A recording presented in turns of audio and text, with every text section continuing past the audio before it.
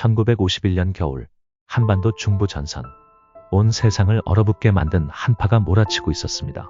얼어붙은 땅 위로는 소리 없는 눈이 끊임없이 내리고 있었고, 그 속에서 미군은 끊임없는 전투를 벌이고 있었습니다. 그러나 그날, 그 어떤 것보다도 차갑고 섬뜩한 일이 벌어졌습니다.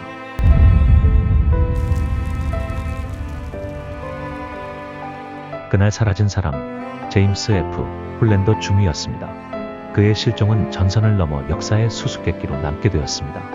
홀랜더 중위는 신중하고 침착한 리더였습니다. 그와 함께했던 전우들은 모두 그를 존경했으며 그의 명령은 언제나 정확하고 빠르게 전해졌습니다.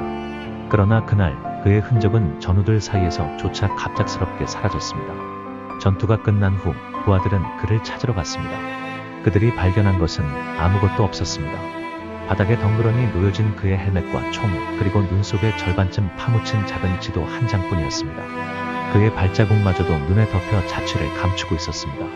마치 그는 그곳에 존재하지 않았던 것처럼 모든 것이 사라지고 없었습니다. 홀랜더 중위의 마지막 위치는 어디였을까?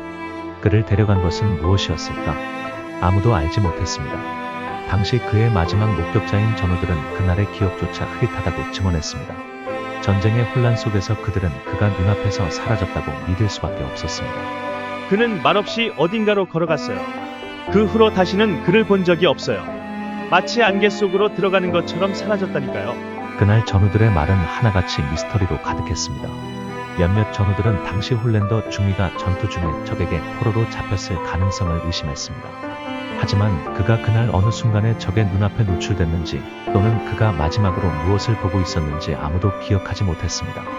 모든 것은 미스터리로 남아있었습니다.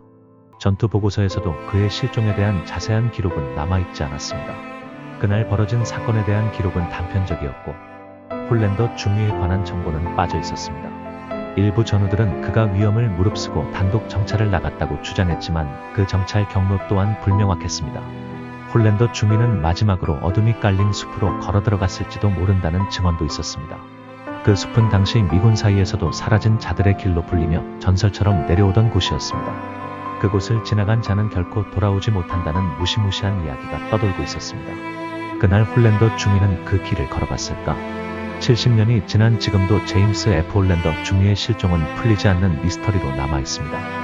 전쟁의 혼란 속에서 그가 어디로 사라졌는지에 대한 진실은 누구도 알 수 없습니다. 그를 데려간 것이 적의 손길이었을까요? 아니면 더 알 수 없는 미지의 존재였을까요? 아직도 풀리지 않은 미스터리.